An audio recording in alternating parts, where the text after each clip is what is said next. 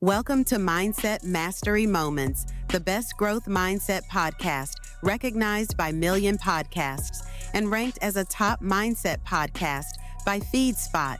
We're proud to be in the top 1% on Listen Notes. Join Dr. Alisa Whyte as we explore powerful insights and strategies to elevate your mindset.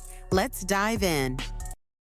Welcome back to Mindset Mastery Moments, the podcast where we challenge limiting beliefs, disrupt old narratives, and empower you to think differently so you can live, lead, and create a life of greater fulfillment and purpose. I'm your host, of course, Alisa. And now, if you've joined us for my previous conversation with today's guest, Dr. Sharon Niv, we explored neuroplasticity, trauma healing, and the incredible way the brain can change. But today we're going deeper because once the anxiety begins to quiet, once the depression starts to lift, and once trauma begins to heal, a new question emerges. Who are you underneath all of it? Who are you beyond your titles, beyond your achievements, beyond the wounds and the scars that you have, beyond the stories you've been telling yourself for so many years? Because many people spend their entire lives trying to improve a version of themselves they never consciously choose. Today's conversation is about identity. It's about consciousness. It's about conditioning. And it's about discovering who you really are when the noise finally settles. Joining me once again is the cognitive psychologist, researcher, and co-founder of Joyous, Dr. Sharon Niv. Dr. Sharon, we welcome you back to Mindset Mastery Moments. I'm excited to go on this next level with you, this next level conversation about who are you without conditioning.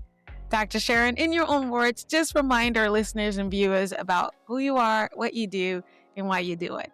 Sure. First of all, Alyssa, it's so good to be here again. And just what an opener. What an inspirational way to start the conversation. Thank you. I'm a cognitive psychologist. I've had an interest for a long time in esoteric practice in combination with evidence-based work. And about 4.5 years ago, we co-founded Joyous with the aim of bringing greater access to psychedelic medicine. So we are prescribing ketamine, which is the only currently legal across all 50 states psychedelic medication. We're prescribing it at psycholytic doses, which some people call microdosing. That's a debatable term because the psycholytic state is not what you'd call subperceptual. That is, you can feel it. You're slightly altered, like a glass and a half of wine. We were just talking about wine a few minutes ago. So it's not like you can't feel anything at all, but it's a much milder state than what you might think of as a psychedelic journey with huge visuals and just a very different state of consciousness. This is a looser state of consciousness. And our aim through doing things in this way was safety, first of all, because these psycholytic states are really quite gentle, very safe in terms of what might happen both medically and psychiatrically, and less overwhelming psychologically as well. Some people aren't really ready for the big psychedelic experience or just aren't interested. Ready or not is not maybe the right way to think of it. They would rather have a more gentle approach. And with this much safer psychologically and medically speaking approach, we thought it was more ethical to go broad, to really scale what we're doing and try to reach a broader population. And so Joyous was born, and we've now treated about 90,000 patients. It's a very successful protocol. And my role within the company, I have several, but one of them is to create the kind of programming to help our patients to really tap into their innate wisdom and their inner health. So perfect conversation you suggested.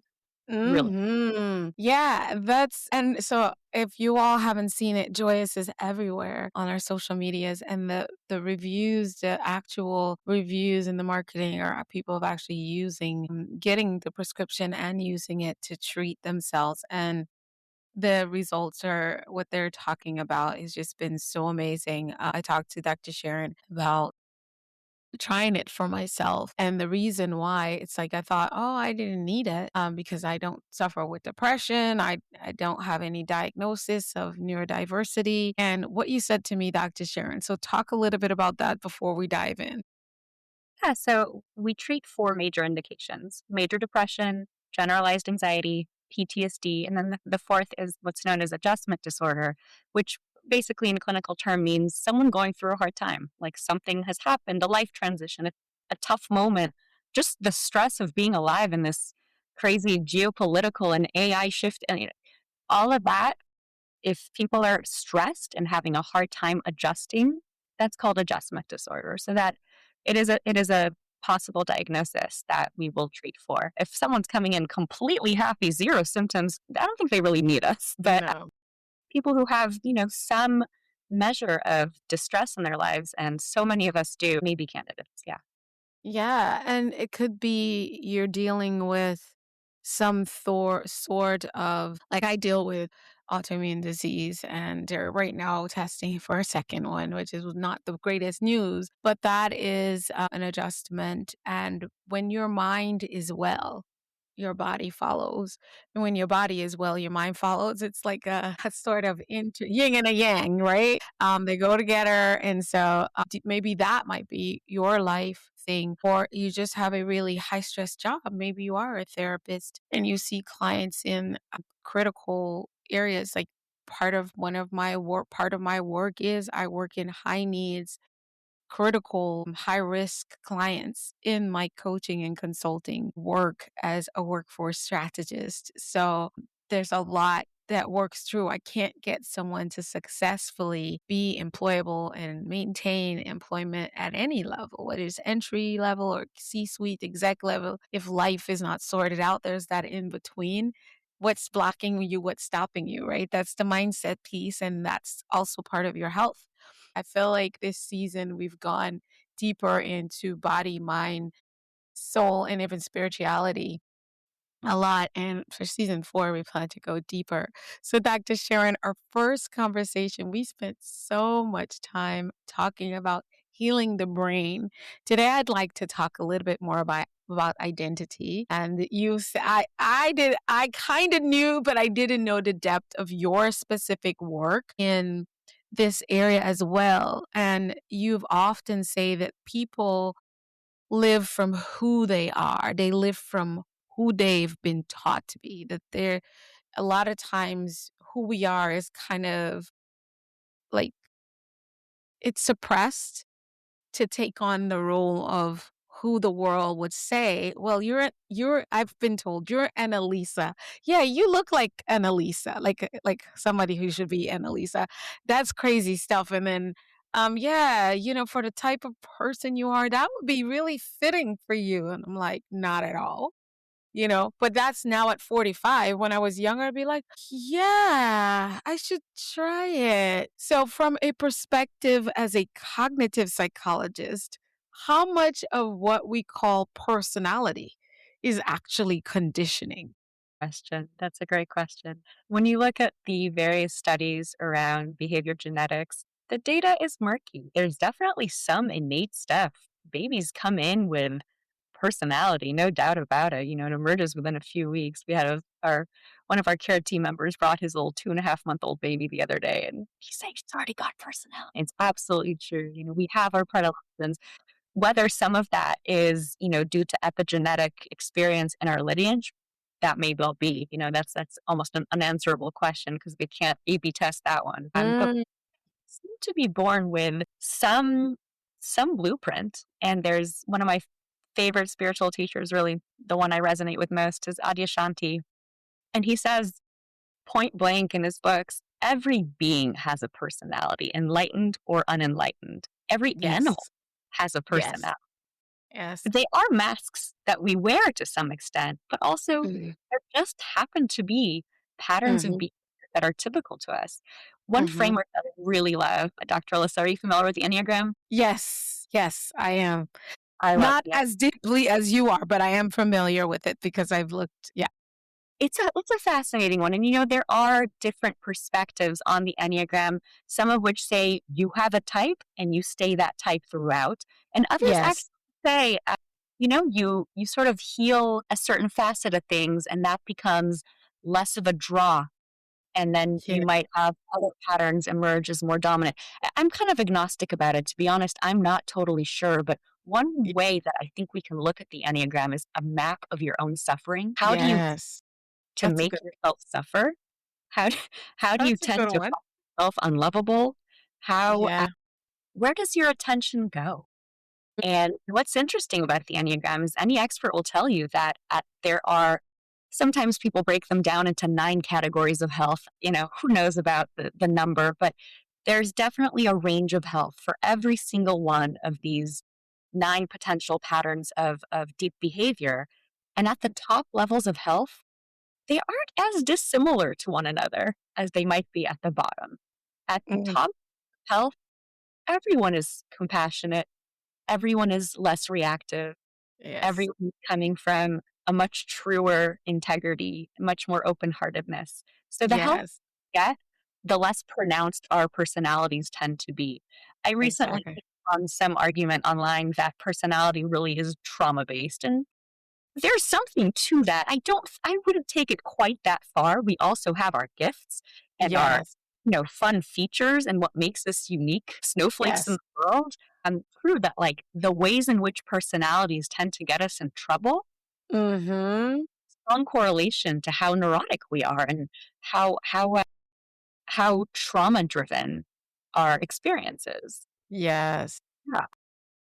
I thought it was interesting. I love that you brought up the Enneagram because that is I guess for me that one's fairly new to me. Of course, Myers-Briggs, all those other ones, that have been around for years are the ones that I'm most familiar with because I'm an old psychology student. But when you talk about those types, how do you find any relation into, yeah, Lisa, do you find any of that to be real? Is there a default part of us that you find? Or do you think we're just conditioned along our journey, sort of, to believe that?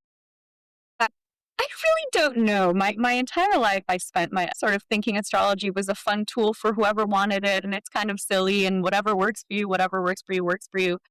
I don't know about astrology. I think it's a beneficial tool for many people, and so I have no interest in discarding it if it works. I think Right, the danger of astrology and maybe even the danger of Enneagram is people using it prescriptively, being like, well, I'm a Gemini, and hence here's how I'm going to hit that. right. Don't do that. And Don't just so you know, I feel like you can condition yourself after reading it. And if there are times I was born in September and my sign is Libra, following astrology, but there are moments when I could be a full on Aries, a full on Sagittarius. I guess some people say that's because you are a Libra.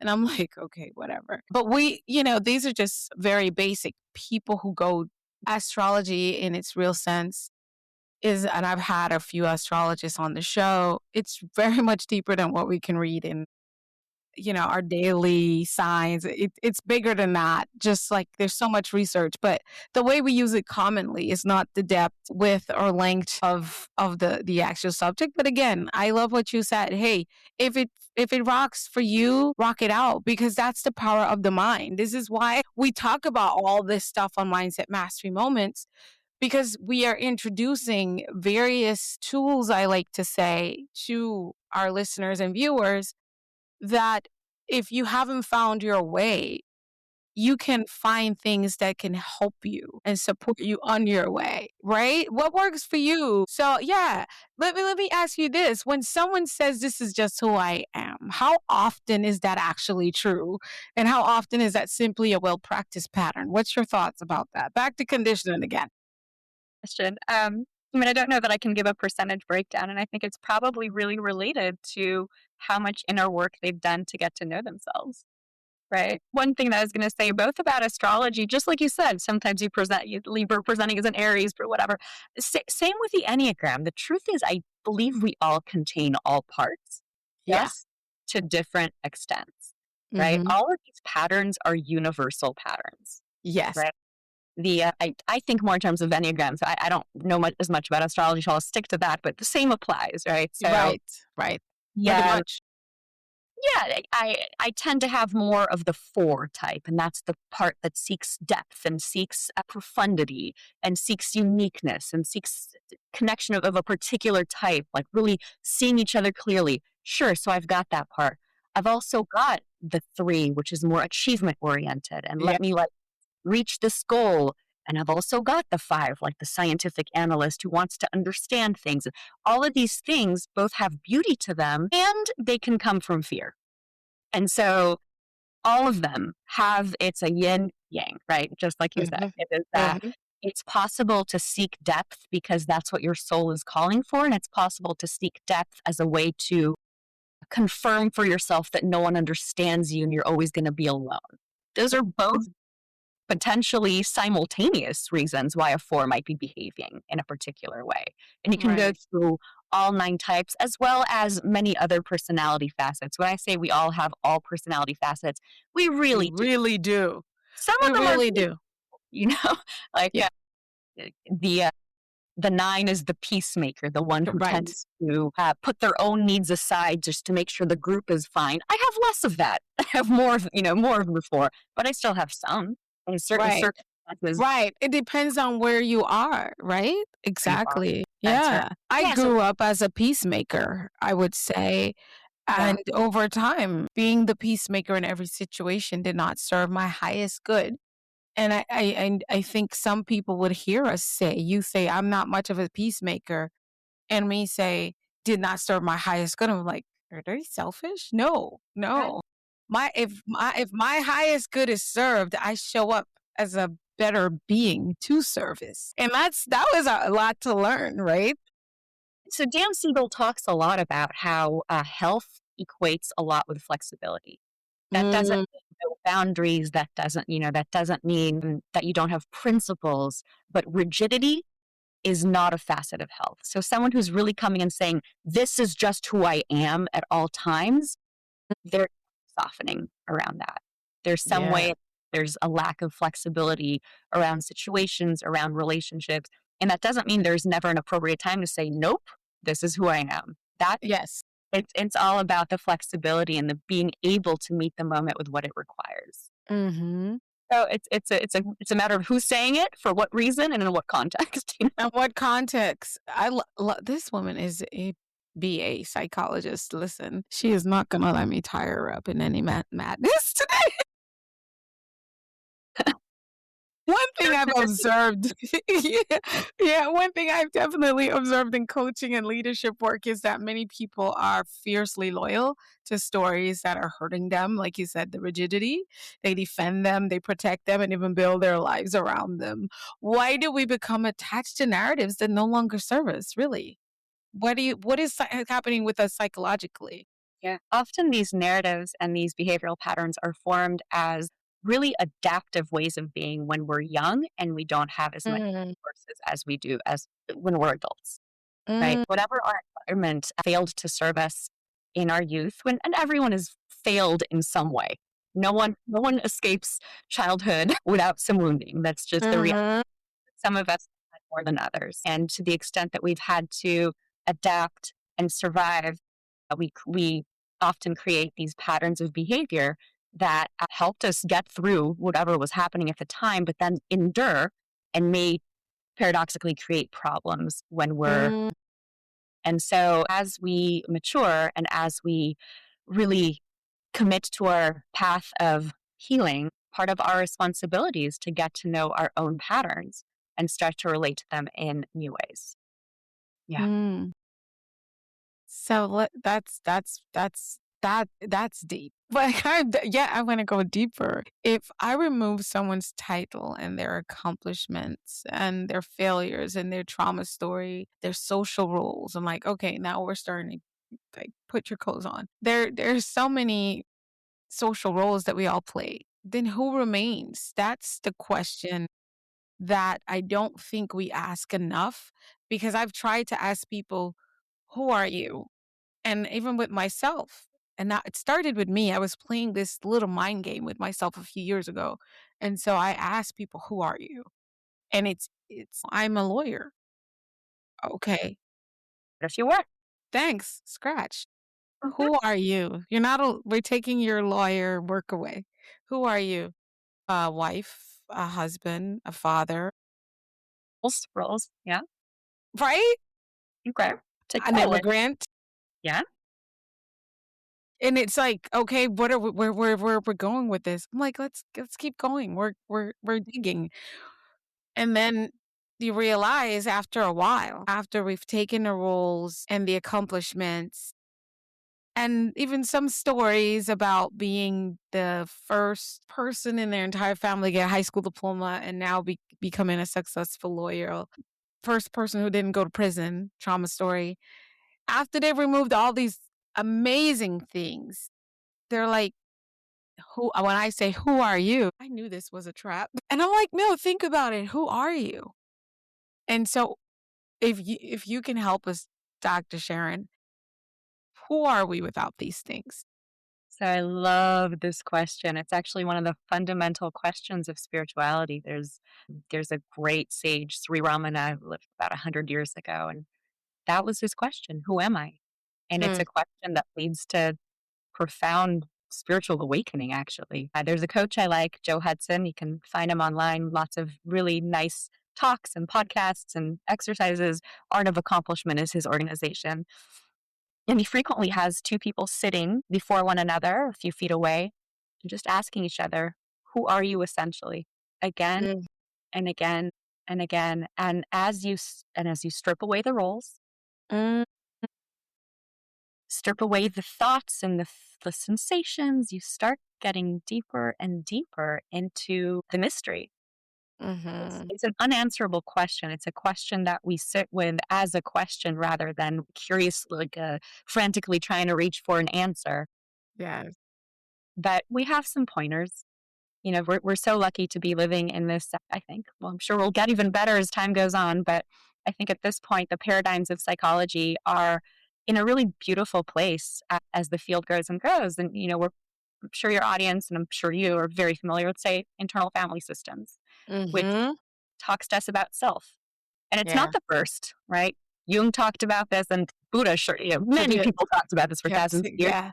but it's made it kind of a household thing. We live in a therapy informed society now, and people Yeah. are aware of IFS and they're aware of I want to say concept, but it's really the experience of self, right? Mm, That tells us is we just very briefly for any listener who may not be aware, IFS is internal family systems, and it's the idea that rather than the one unified personality that we often perceive ourselves to be, we are mhm. composed of myriad subpersonalities that are situationally evoked, become Yes. active, and Yes. really take over, which is why we're different with different people. We're different in That's different right.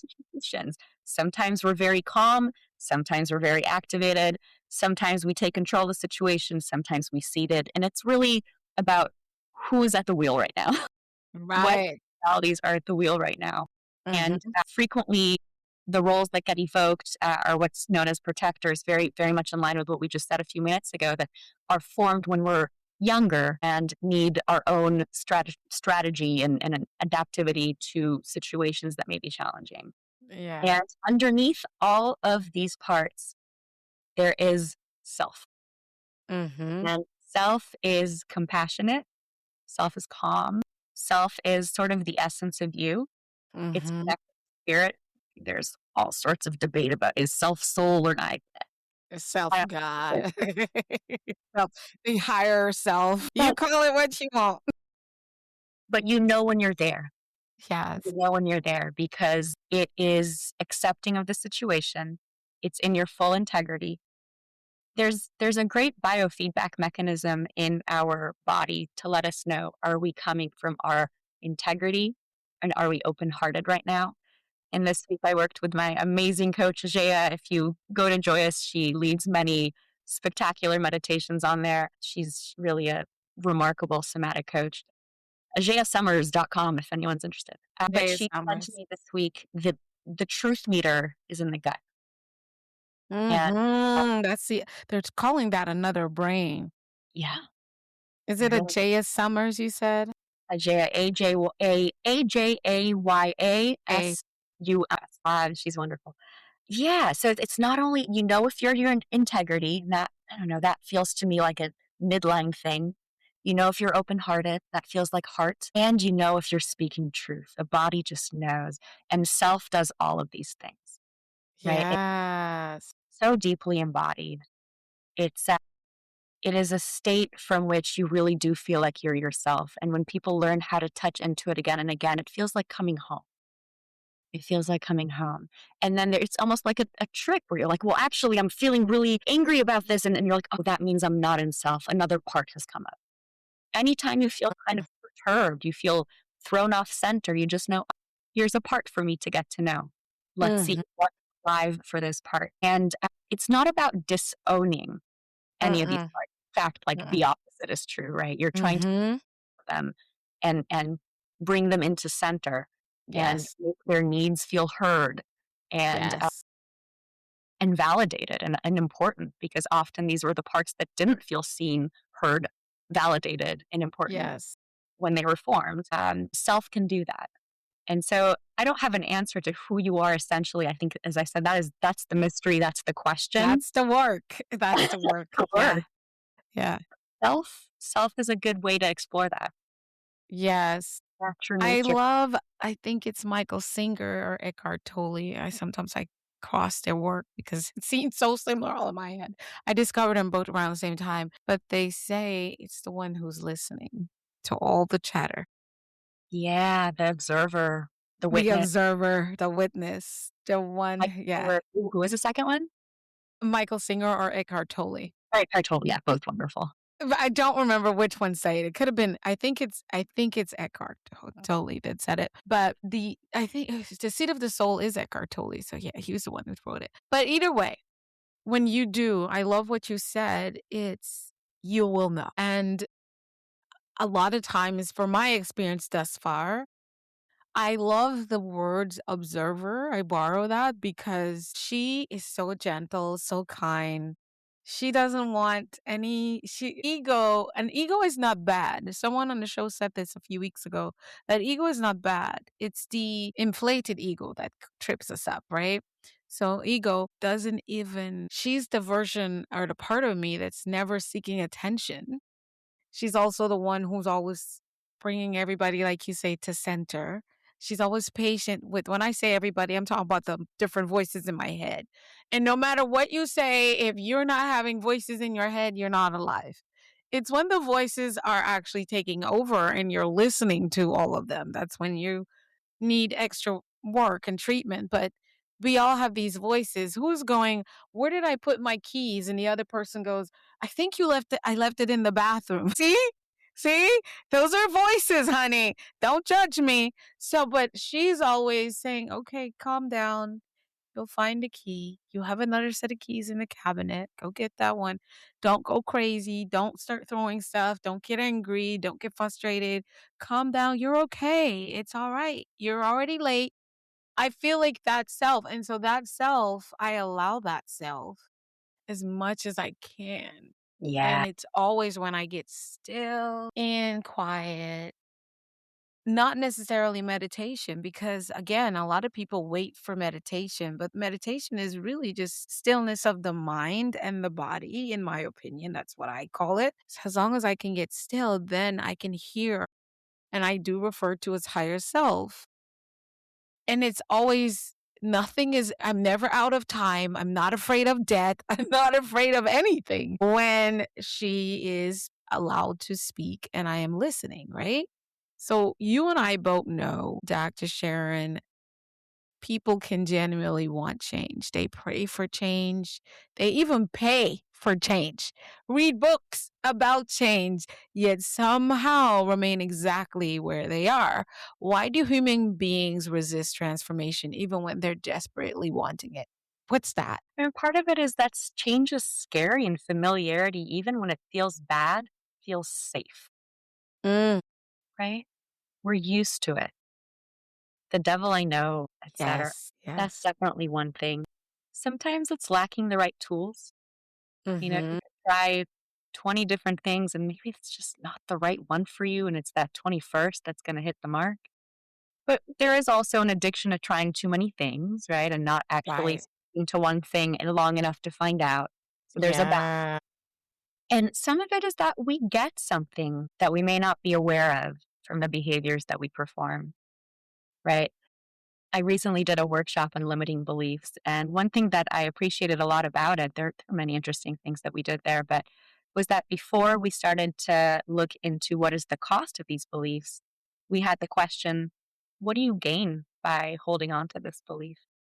Because there's always something. It allows Exactly. me to continue, feeling like a victim in the situation. It allows me to continue taking myself off the hook for not, actually trying this thing that I'm scared to try but really want to. There's always some benefit that you're receiving from the behaviors that you perpetuate.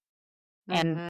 usually there's a part there that Mhm. may not be on board with that Right. making this change. And maybe you need Yeah. to understand where it's coming from and what its experience is and what it needs, what it's afraid of.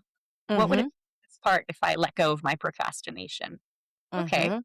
Mean that I'll do this project I've been planning to do. Maybe it'll fail, And I do not want that feeling. right? Right.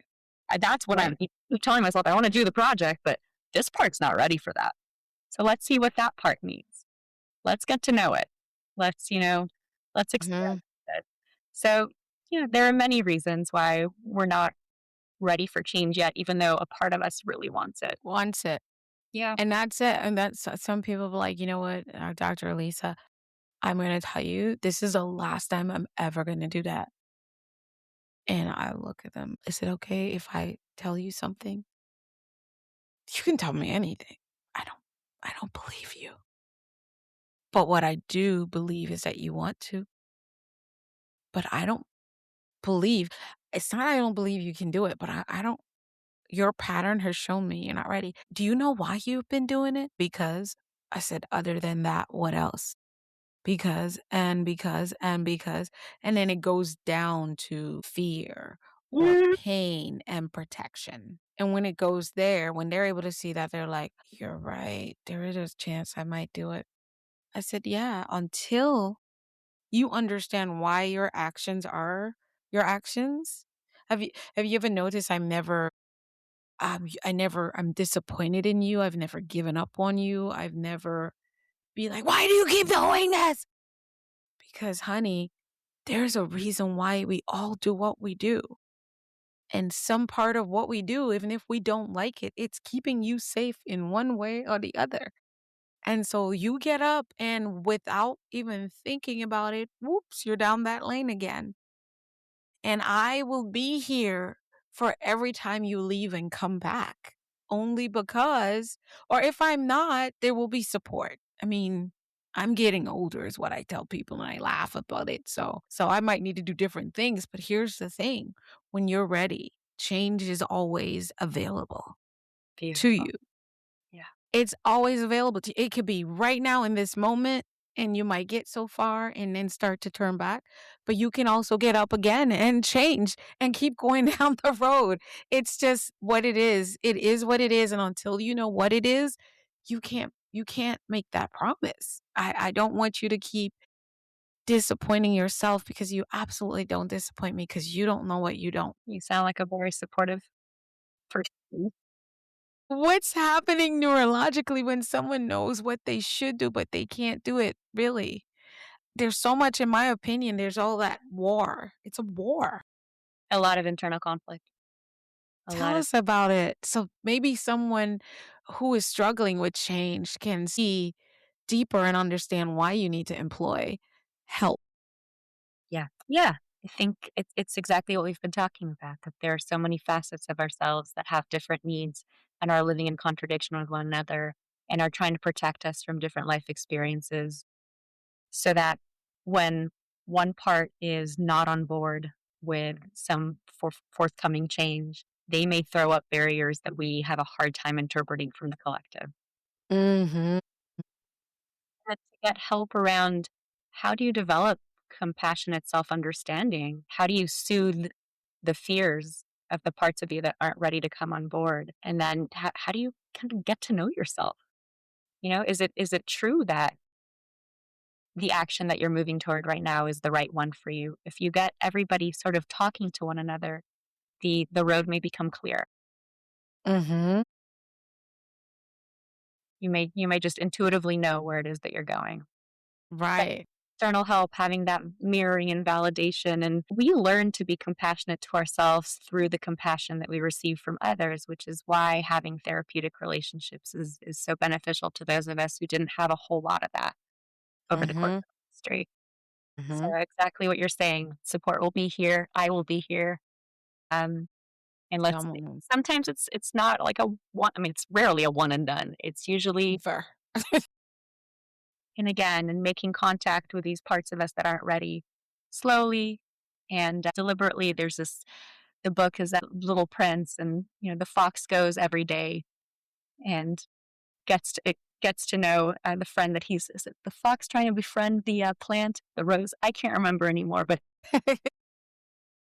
this you need to make contact again and again and again to build the trust and the closeness. Might not be all at once. It might be a process of getting to know yourself and understanding what your blockage is. Just like you would if you were interested in a boy or a girl. You keep showing up and being around them. That way you can learn what they like and what they don't like. Then you try bringing chocolate because you know this day also a certain ice cream bar or a certain hair tie. That's all the same way with yourself. You're going to have to keep showing up. And the main word you said is compassion for yourself. And it starts sometimes with you having Receiving it. relationship with someone with compassion for you and your specific need and journey. So the brain might often choose familiar pain over unfamiliar possibility. You're not crazy. There's a part of you. Again, that's why the possibilities are endless, they say, but they're also unfamiliar. People say, there's a better man out there for you. There's a better job. Yeah, really? This is the Maybe only one I know, though. this is what I know. Yeah, this is what This is feels the one that comes through for me every Friday. Every other Friday in my bank, this comes through. Yes, I know there are better jobs, but I don't know there are better jobs for me because I am really great at this. Familiar pain is way more comforting to a part of you and your existence because of your own specific journey than unfamiliar possibility. So, you're not crazy. Just ask for help and find the right help for you, beautiful. right?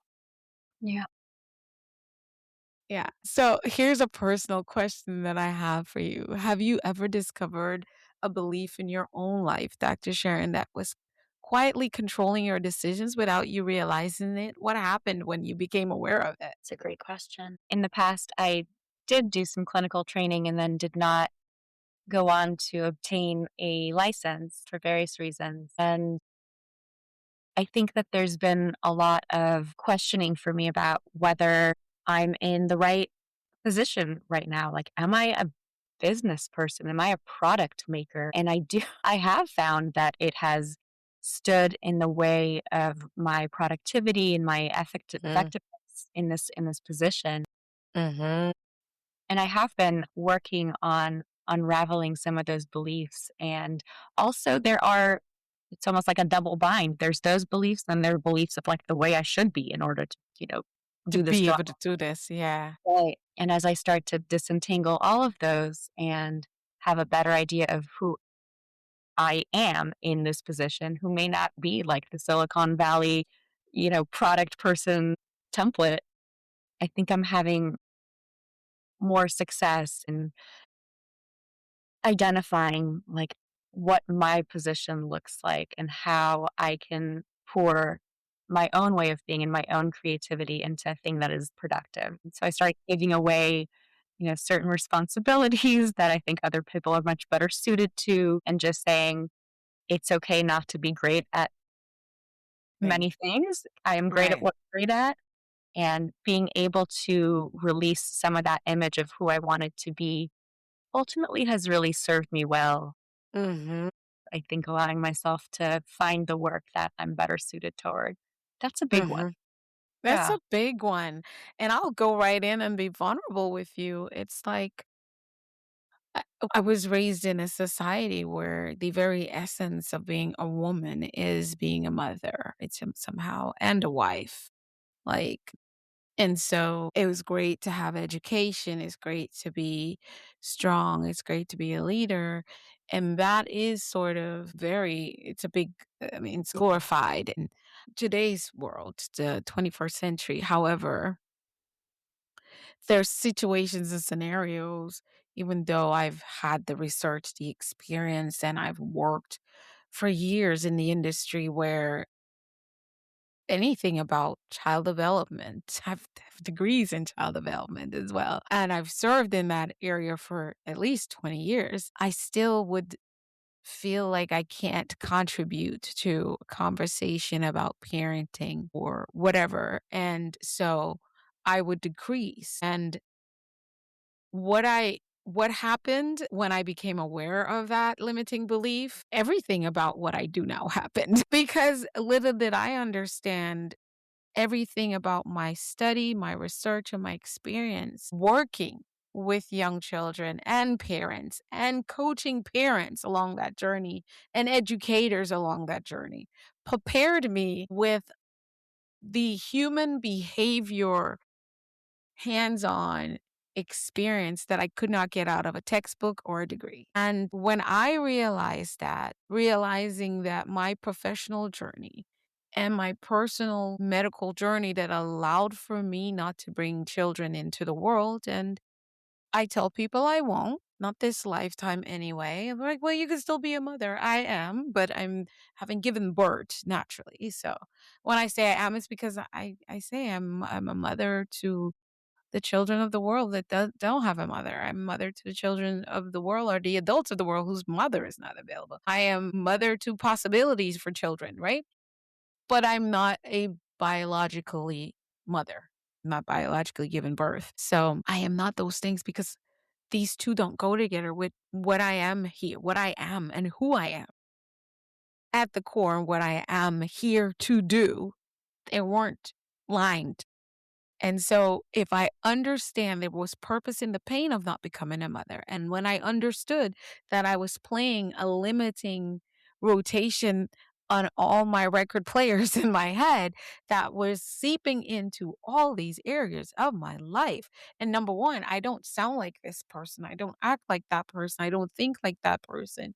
People question whether I have as much responsibility because I'm not a wife and a mother. And I'm like, you'd be surprised what I get into. But I didn't need to explain any of these. All that limitation kept me suppressed, oppressed, sometimes depressed, and limited in a box that says, but I don't fit. I'm not supposed to. And so, about 7 years ago, I created a quote that says, if you are a misfit, you are the perfect fit for greatness. Keep going. Yeah. Literally. Dr. Wright, that's gorgeous. I Love that. call it I thought that listen, I look back at it a lot of times and I see it and it's a reminder. And it's, that's where I have this thing that no one's heard about. I call it the sexy, confident her piece of my training that I have for women. And it was never to say, oh, I'm a boss babe. I don't need a man. I'm all that.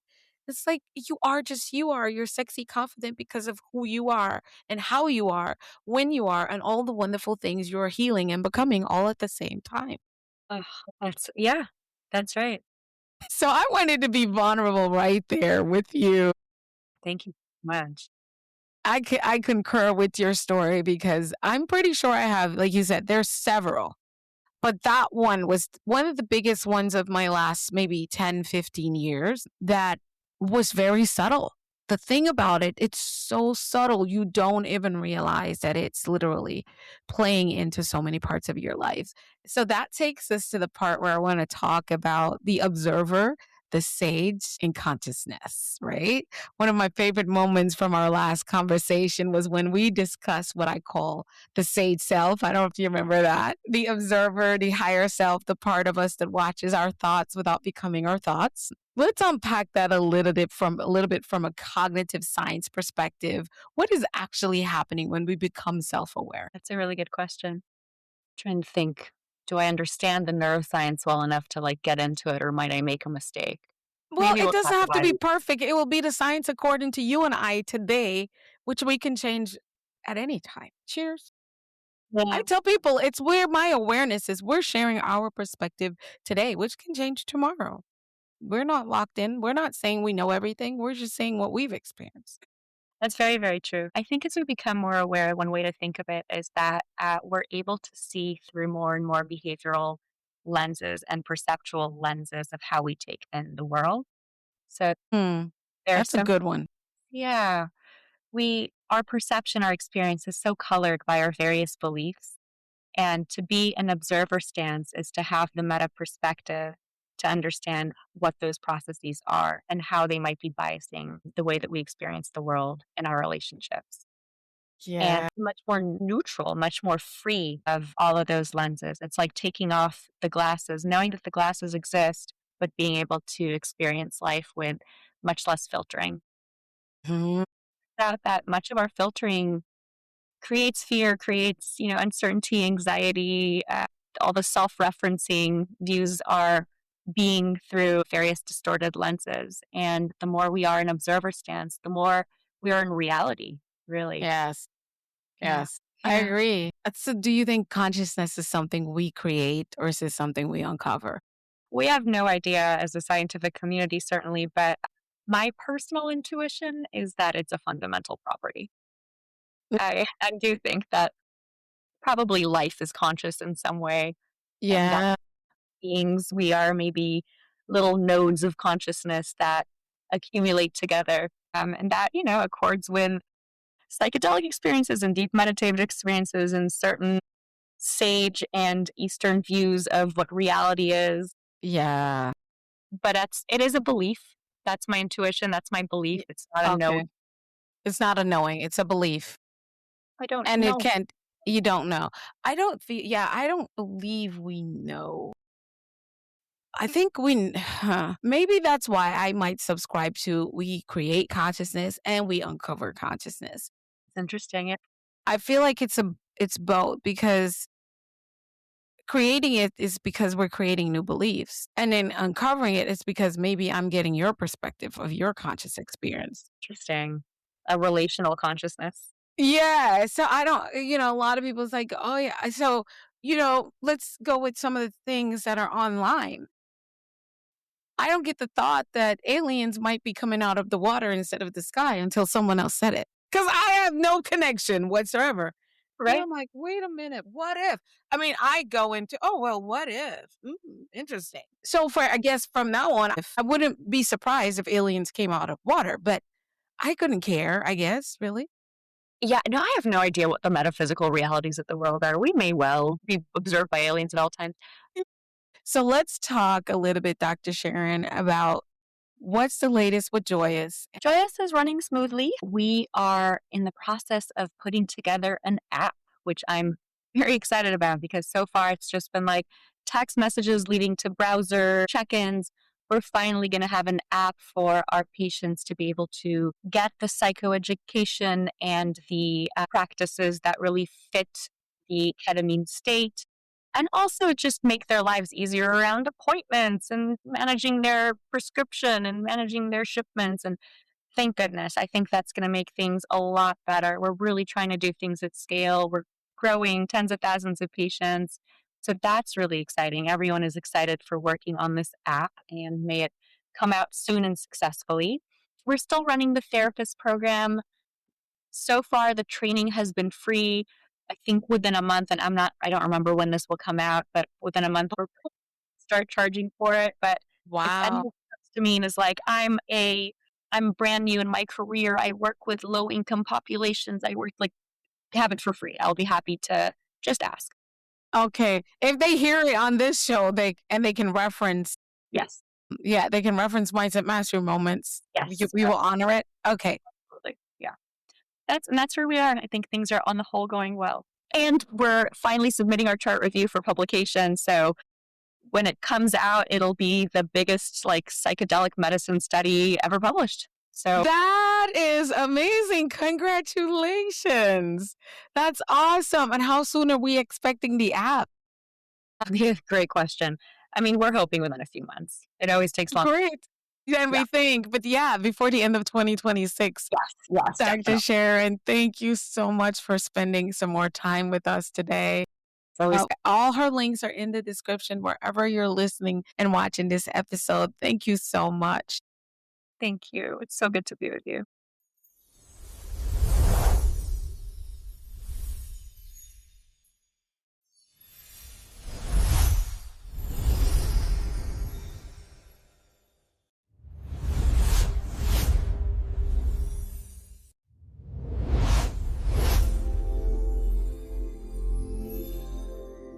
Wow, disruptors. If you're anything like me, this one of those conversations that you don't just listen to once. You sit with it, you reflect on it, and you come back to it.